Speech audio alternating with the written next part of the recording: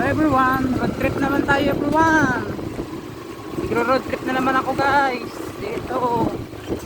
Punta na kami sa labas ng Cavite. Nandito kami ngayon sa lugar kung saan magtanong. Ano.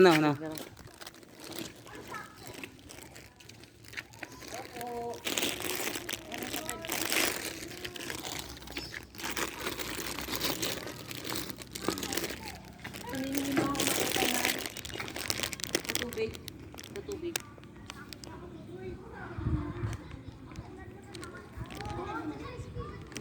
Kailangan bukas ko yun eh. Kasi bukas kung hindi mo po nasingil lahat ng utang, tama sa sahod ko sa ibang naman ako.